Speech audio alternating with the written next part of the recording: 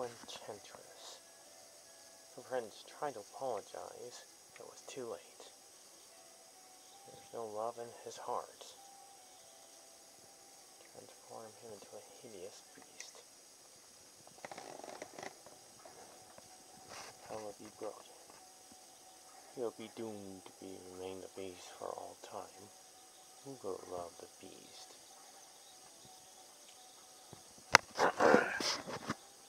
Beauty and the Beast was a huge movie hit. The story is basically about how the young prince that turns into a beast and falls in love with a fair maiden lady and becomes a princess. Says Belle, who lives in France, and falls in love with the beast to find her father, Maurice, who ends up in the beast's castle and takes his place.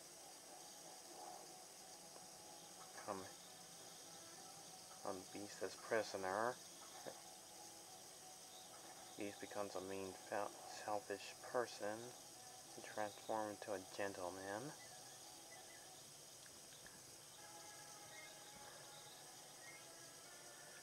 Except for a person that wants to kill him is Gaston.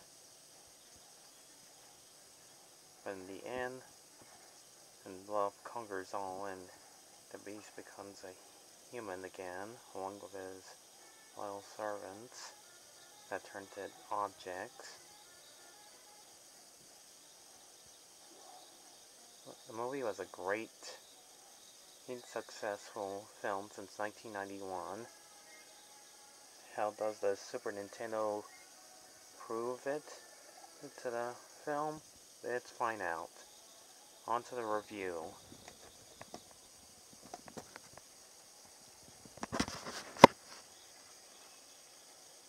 I'll just skip this one.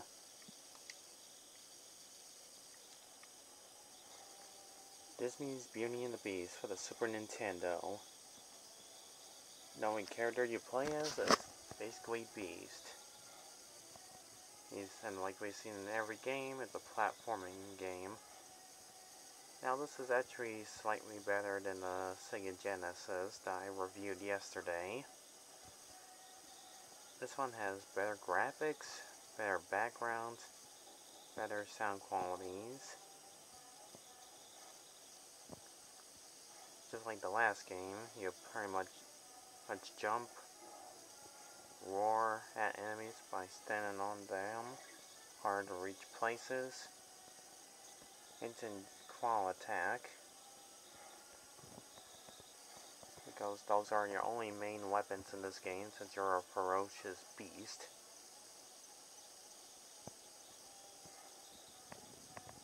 And the Rose Arrow, that was probably your time limit if you don't get to the end in time.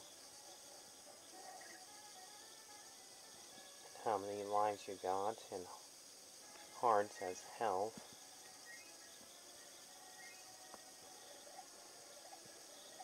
We get different animations. We have the characters from the movie.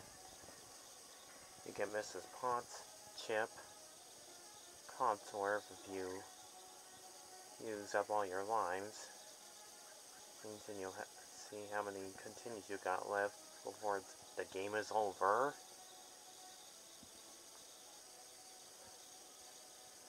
There's just not much else to say about this game, just like the last one. It's just point A to point B, beginning and towards the end.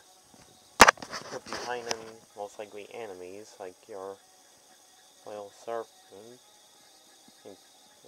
that already turned into live objects, because I guess the game wouldn't be that fun if you're fighting just plainly bats, spiders, and that's pretty much it. The last game just has you fight snakes and dogs and bears and wild boars that had nothing to do with the movie whatsoever.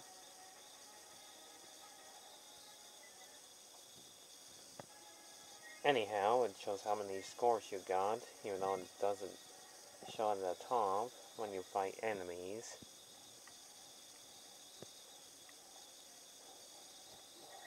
The Super Nintendo is actually better.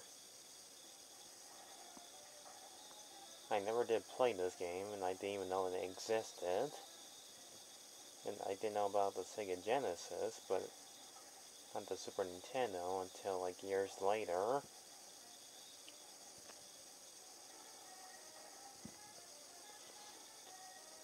And collect the rose petals to hold your time limit.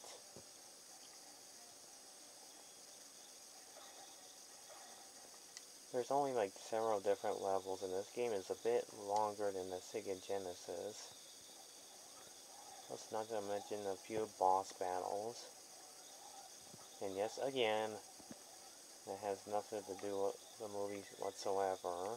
I guess the game wouldn't be that challenging without finding bosses. And we get a bit of cutscenes that are not used in the film, but its own design.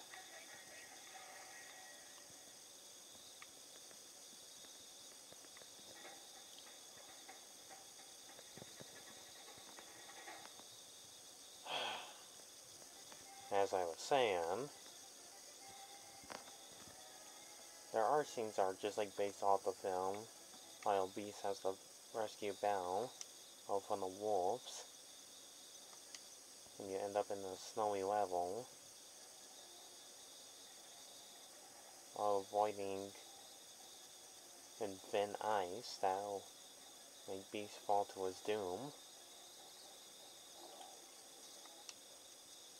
Also, it's a maze. These end up finding nothing more than wolves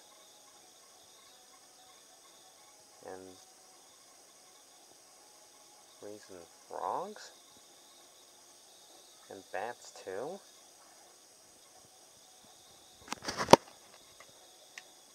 Anyways, these next is the challenging part.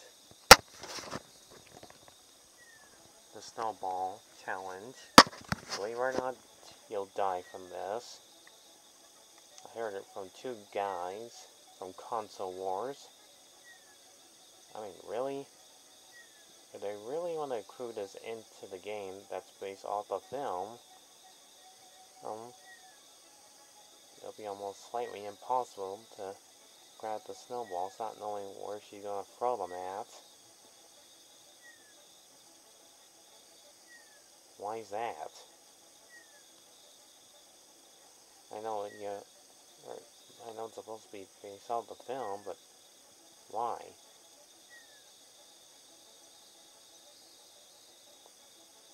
This should not even existed at all. That's almost annoying as catching the cute little puppies from Earthworm Jim 2 or Racing Psycho. This one just had nothing but panning in it.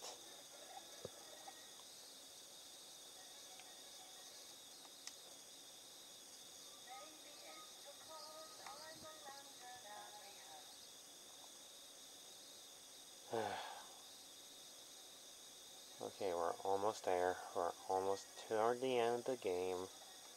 There's a library level, which I'll skip because as you are just finding giant books, finding enemies, and a gargoyle at the end of the stage.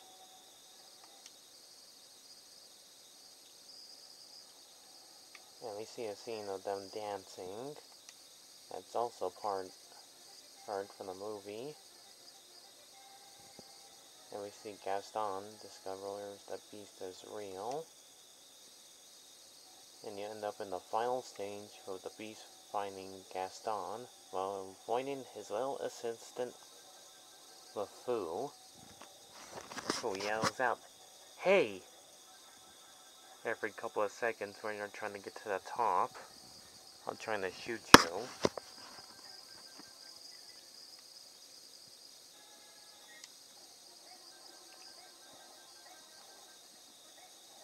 I don't know why, but it's one of my favorite parts of the game. Once you avoid him, you finally get to Gaston. And he's pretty easy to take down. As long as you keep punching him. On every part of the platforming stage, he's not that tough.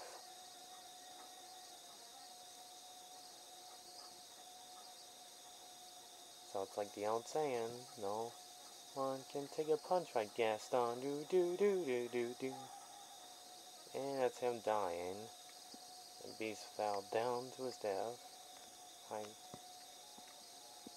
And here we change back to human, and eventually got his clothes on. And the game just ends there.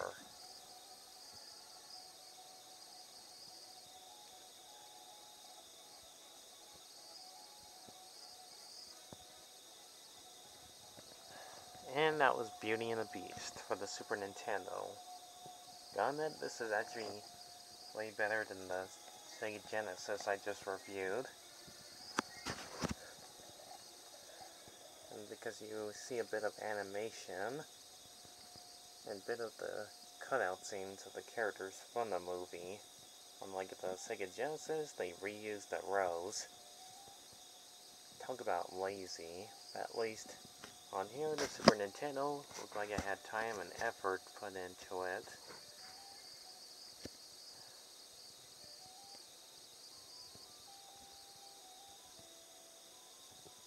And actually reused the music from the film. It's pure genius. So I don't got much else to say about it. Controlling Beast is actually not bad. Gameplay is actually pretty good. And I actually enjoyed this gameplay. You have Beauty and the Beast. It's for the Super Nintendo.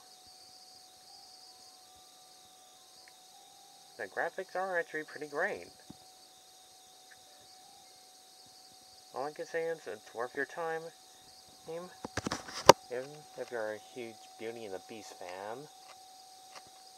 So I give Beauty and the Beast for the Super Nintendo. That's more better than the Sega Genesis. If it wasn't so average and short, or in this review, that I fast forwarded toward the end. This game deserves to have 6 out of 10. And if it wasn't for that snowball challenge right here, I would give it a higher rating for it. Anyways, that's all I can say about this game for now. And hopefully tomorrow I won't talk about another game that's based off a movie, the same as this one. So, goodbye for now.